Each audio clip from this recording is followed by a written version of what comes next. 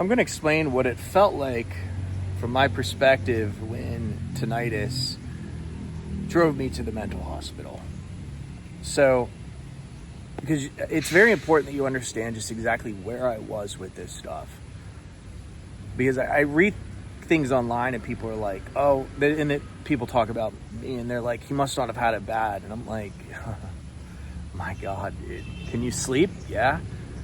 Have you went to a mental hospital? No. Trust me, I have had it way worse than you. Is yours loud? It's not that loud. I don't know. Dude, mine was so loud that listening to it felt like it was causing me hearing damage. It was loud, chronic, intrusive. I could not sleep. I was getting an evaluation at a mental hospital because I couldn't sleep for like 4 days. That's how bad it was. Okay? People either don't know that about me, even though I've shared it a ton of times. And I know why they say they try and downplay my situation, because if they have to accept that it's possible to recover from tinnitus, that means that their suffering, however many years it was, didn't have to be. No one wants to believe that they've suffered for like however long, and that it didn't have to be the case. No one wants to believe that. No one. They'd rather continue going on suffering, which is why people stay stuck. Anyway, regardless, let's get to the video. So, when I had it, I felt so trapped, so terrified, so lost, so hopeless, that I started to spiral into thoughts that weren't real. Meaning, I thought that I had came down with fatal familiar insomnia. It's a condition that it's very rare. It's like 5 people in the world get it. But if you get it, then it's like basically death by insomnia. And I believe that this was true. And this was caused because I was under so much stress and anxiety from the tinnitus that my thoughts started to spiral.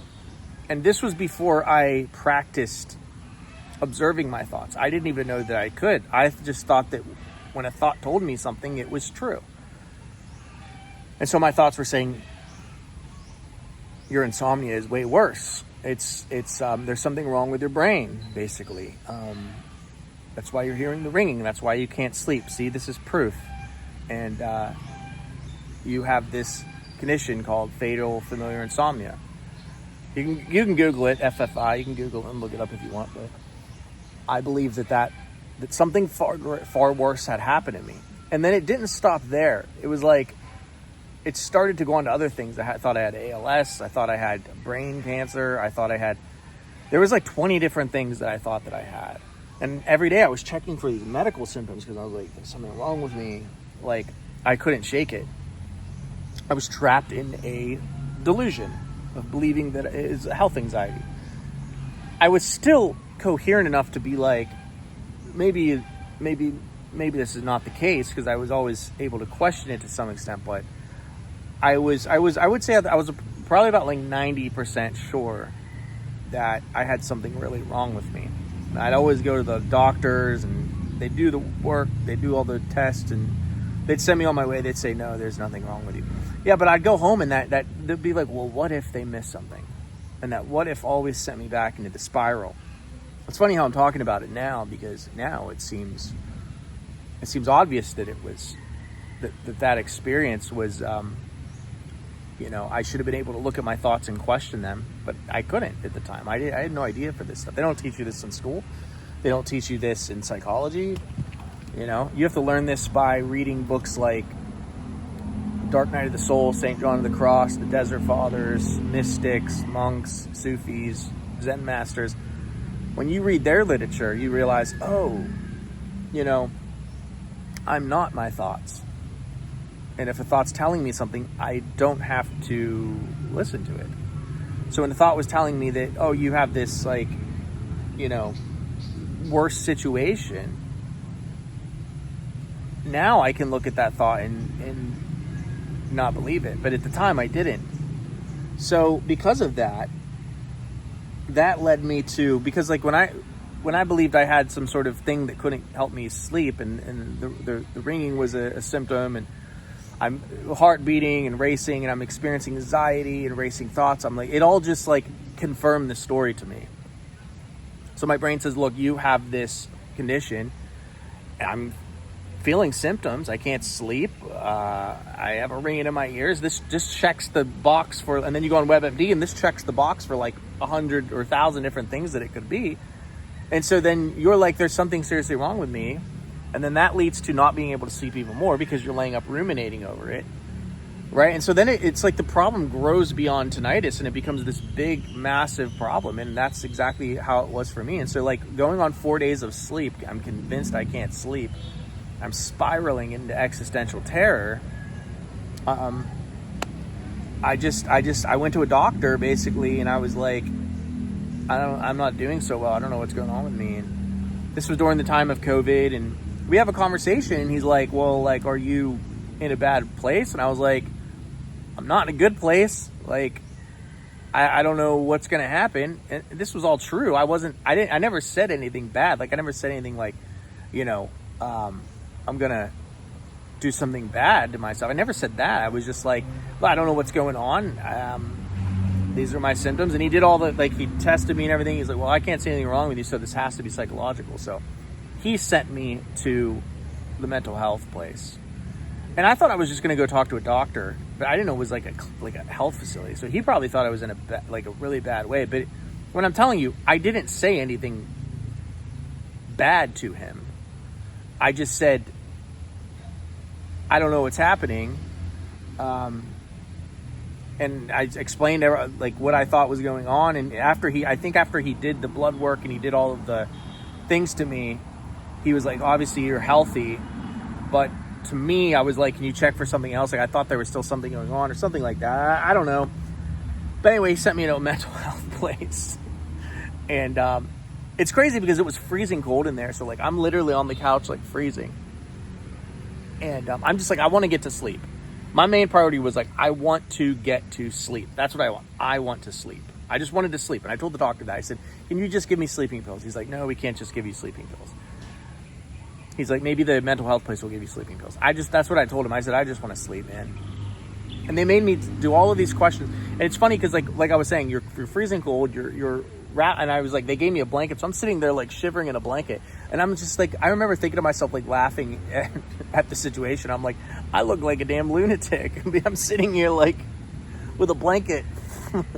I swear they put it really cold to make you feel crazy, right? So they give you blankets. You're just shivering there like you're about to lose your mind. And that's how it was with me. But like, here's the crazy thing about the mental hospital was that they did the full evaluation. They ask you all of these questions. I answered them honestly. And she says, okay, we're going to go to the psychologist. I'm thinking, I just want some damn sleeping pills. Will they give me sleeping pills after this? Here's the craziest part. They come back in and she says, we checked out the psychologist. We showed the psychologist your test. And we don't feel you're a threat to society. You're not a threat to yourself. Basically, you're not crazy. We can't give you sleeping pills unless you stay here. And if you stay here, it's going to be $5,000. And they called in this guy. I shit you not when I say this. They called in this guy. He looked like a slick car salesman. He's like, we got this treatment plan. We can get you on this course and this program. And he started like telling me, he's like, you're going to slip into psychosis if you don't sign up for this $5,000 plan. You have to stay here for 3 days. We'll get you on sleeping pills. It's everything you want. Because in my report, I told him I just want to sleep. So they used what I said against me to sell me on a $5,000 program. They wanted me to voluntarily admit myself, since I didn't say anything, that they could admit me against my will. They wanted me to voluntarily admit myself and pay $5,000 just to get sleeping pills. I shit you not. That's what they said. This place was a fucking scam, and they use people suffering against them. And when he said that, when he said it's going to be $5,000 and we can give you sleeping pills and you have to do this treatment program, I said, I'm leaving. I'm leaving this shit show. I was offended at that point. I still had enough wherewithal to think, like, I'm getting scammed, bro. Like, they're trying to scam me. Like I'm not paying $5,000. Are you kidding me? For sleeping pills? Then no way. I left. And I didn't know how I was. And you know what he told me? He's like, This is what the used car salesman was trying to sell me. I call him a used car salesman. That's what he basically was, but he was trying to sell me on a treatment plan in a very vulnerable state. He goes, if you don't get to sleep tonight, you're just gonna spiral, and you're probably gonna do something stupid like walk into traffic. That's what he told me. He told me this, and I was like, this guy's crazier than I am. This guy is insane. He must be like. I was like, these people are crazier than I am, dude. Like, these people are sicker than I am in this hospital that are running this place. Why would you think it would be good to go and tell a person who's on edge that if they don't buy a $5,000 treatment plan and volunteer to stay at this loony house, that they're going to do something crazy? What in the freak? I left. I freaking left, dude. I couldn't believe what had happened to me. And then the ENT later on told me another tried to do the same bullshit tactics to upsell me on some $7,000 in-ear noise generator crap. Dude, quite literally, they tried to scam me out of thousands and thousands of dollars because of this tinnitus thing. Anyway, that's why I built my app. That's why it's a 7-day free trial, and it's $29 a month. It's super cheap.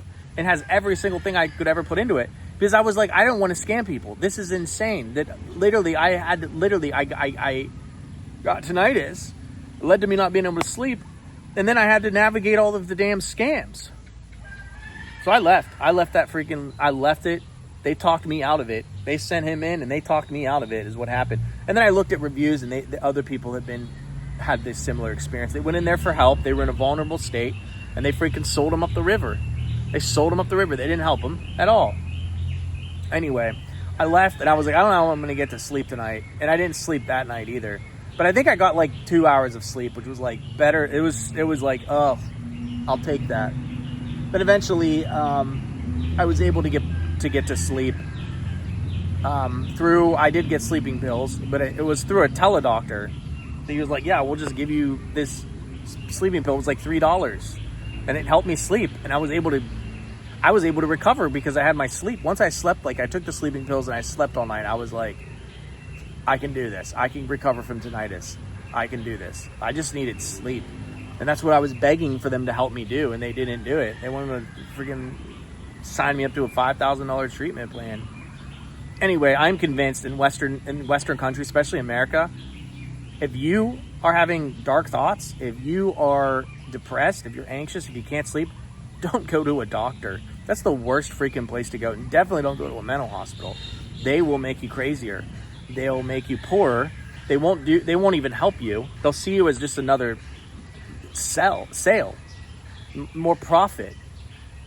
Anyway, as you can see, I recovered by going back into nature, by finding true rest, by reframing my thoughts, by learning to meditate, by getting back to living life, man. That's how I recovered. So anyway, I just very disappointed by how my country handles people who are in a vulnerable state, emotionally, mentally, because this stuff is not easy for a lot of people. It's not easy, and that damn country doesn't make it any better. It doesn't. It really doesn't make it any better, and I'm living proof of that. In fact, this story sounds so crazy, but yeah, it's not crazy. It actually happened to me. A mental hospital tried to take advantage of me. That's exactly what they do, man. Hey, listen, never let a crisis go to waste. And they took that to heart. Anyway, make sure to comment below. I'll talk to you later. I'm gonna get back to this beautiful day. Until next time, peace.